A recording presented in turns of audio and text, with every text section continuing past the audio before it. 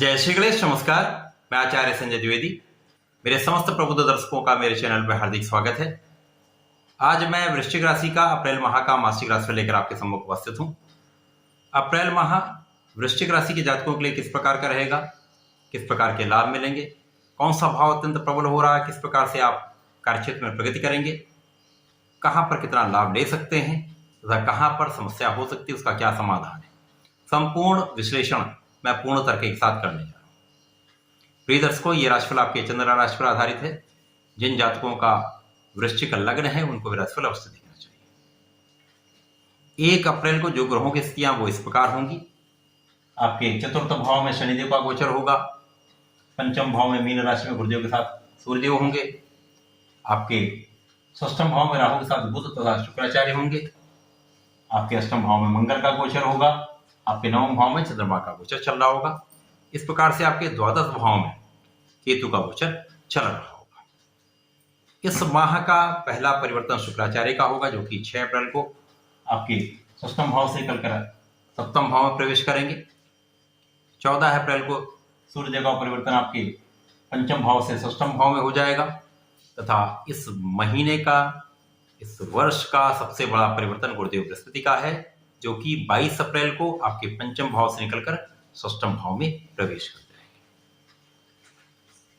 यदि हम प्रारंभिक स्थिति में देखें तो लग्न के स्वामी जो कि मंगल है, मंगल ही आपके षष्ठम के भी स्वामी है, उनका आपके अष्टम भाव में होना, मंगल की राशि में राहु के साथ बुध तथा शुक्राचार्य का होना, राहु के कारण मंगल की मेष राशि का पीड़ित होना, कहीं ना कहीं कुछ समस्या उससे कर रहा है।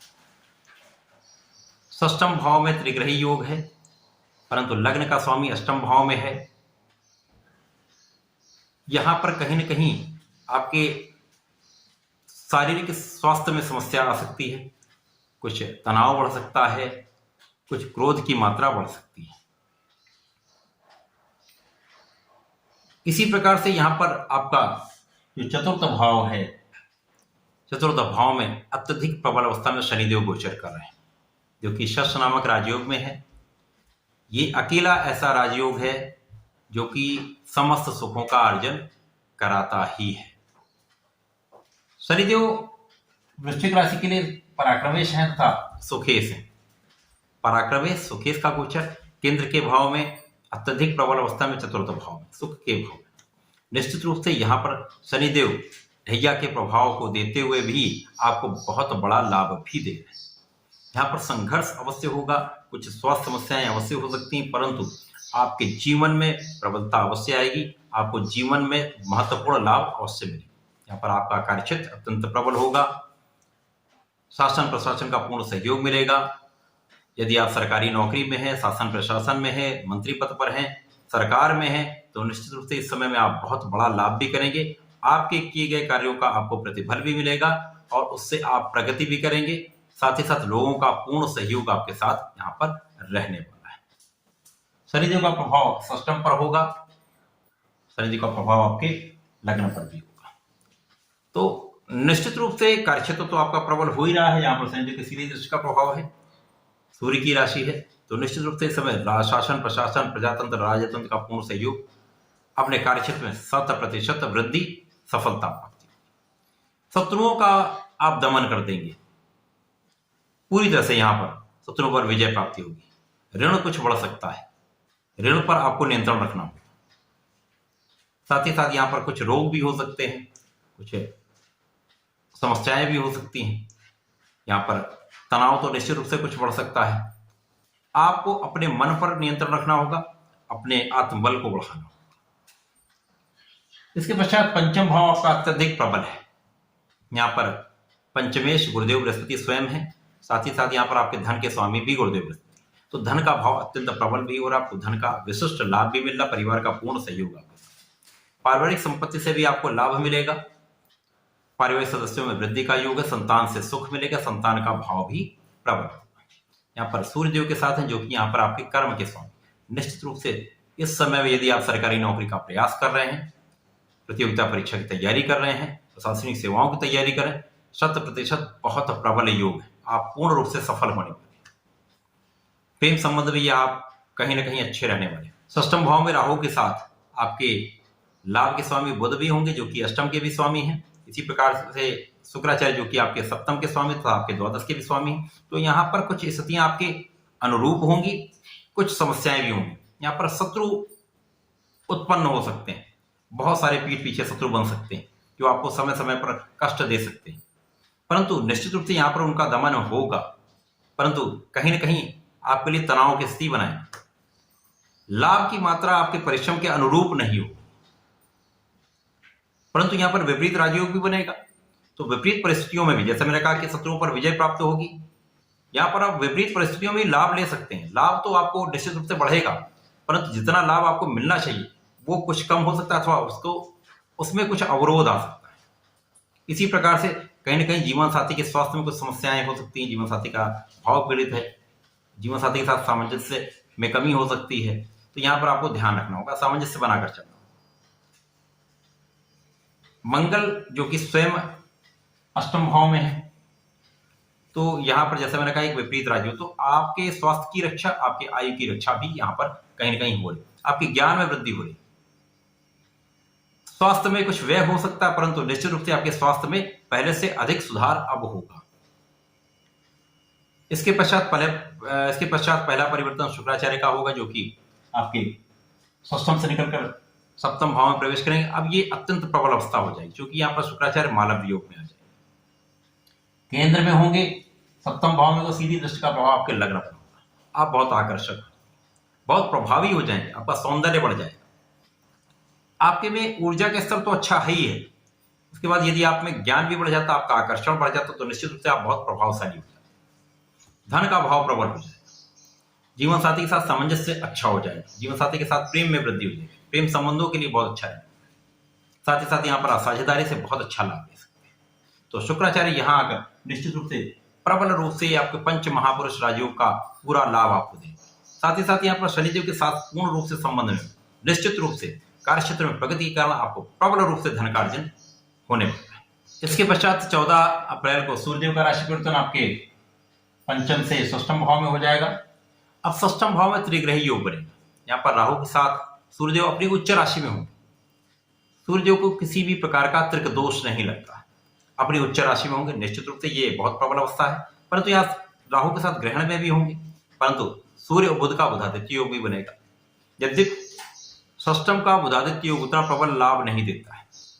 यहाँ पर सूर्य अपनी उच्च राशि में होंगे, परंतु षष्ठम के भाव में, निर्बल भाव में, तो यहाँ पर उतना बड़ा आप लाभ नहीं लेंगे। परंतु राजा राजा है, उसका एक प्रभाव होता है, एक वर्चस्व होता है, एक क्षमता होती है, एक शासन प्रशासन का भाव होता है। तो निश्चित रूप से यहाँ पर आपके शत्रुओं पर पूर्ण रूप से विजय भी प्राप्त करेंगे, कानूनी समस्याओं में पूर्ण रूप से विजय प्राप्त करेंगे। यहाँ पर आप अब ऋणों से भी मुक्त होने वाले हैं, ऋणों में भी कहीं ना कहीं कमी आएगी। इसके पश्चात इस वर्ष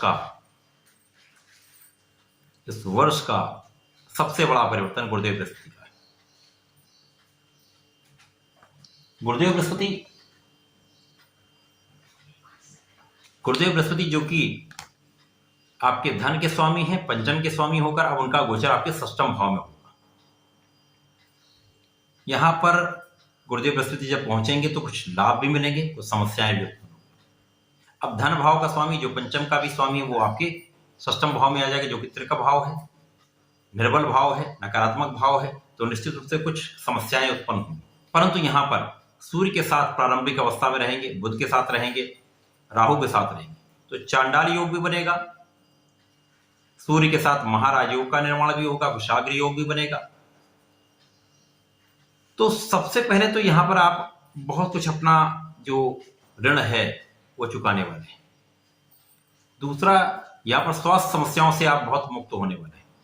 तीसरा, यहां पर गुरुदेव जब पहुंचेंगे तो गुरुदेव और सूर्यदेव का प्रभाव कहीं ना कहीं आपके शासन प्रशासन के क्षेत्र में आपको लाभ देने वाला, कानूनी क्षेत्र में आपको लाभ देने वाला, सरकारी नौकरी में तो यहाँ पर बहुत लाभदायक स्थिति बनेगी।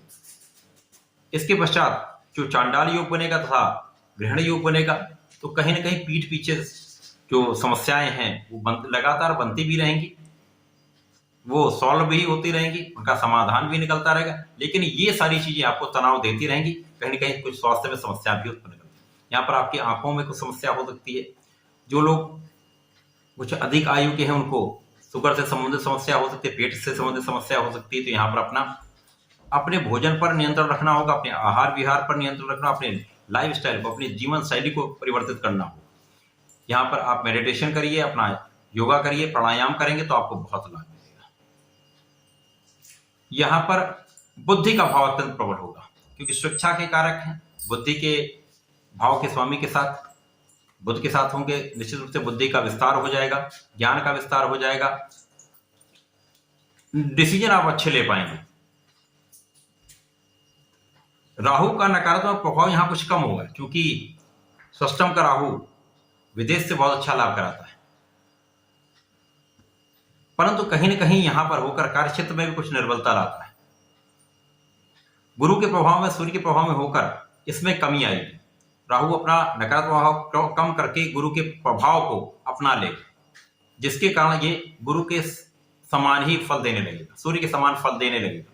तो आप बहुत कूटनीतिज्ञ हो जाएंगे।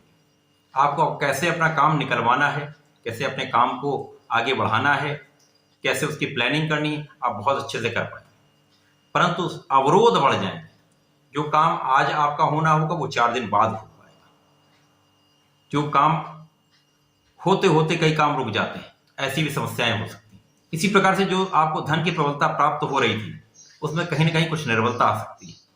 आप धन का संचय नहीं कर पाएंगे। जितनी बड़ी मात्रा में आप संचय कर सकते हैं उतना आप संचय नहीं कर पाएंगे। कुछ आपके स्वास्थ्य समस्याओं में आपका कुछ व्यय होने लगेगा। कुल मिलाकर अप्रैल माह वृश्चिक राशि के जातकों के लिए कुछ चीजों के परिप्रेक्ष्य में बहुत अच्छा है, परंतु कुछ यहां पर सावधानी भी आपको रखनी होगी। कार्यक्षेत्र आपका प्रबल होगा, कार्यक्षेत्र में आप सफल भी होंगे, शत्रुओं पर विजय प्राप्ति होगी, परंतु कहीं ना कहीं बीच में शत्रु बनते भी जाएंगे। कुछ रोग भी आपको समस्याग्रस्त कर सकते हैं।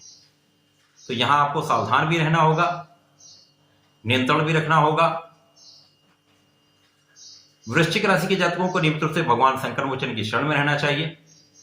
इस समय में नियमित रूप से हनुमान चालीसा करनी चाहिए तथा प्रत्येक मंगलवार को कम से कम 3 या 7 बार बजरंग बाण का पाठ अवश्य करना चाहिए। यदि आप ऐसा कर लेते हैं तो निश्चित रूप से बहुत सारी समस्याओं से आप निकल जाएंगे, कष्ट कम हो जाएंगे, स्वास्थ्य समस्याएं कम से कम होंगी, आप लाभ भी अधिक ले पाएंगे। तो ऐसा करें, इसका लाभ लें। धन्यवाद, नमस्कार।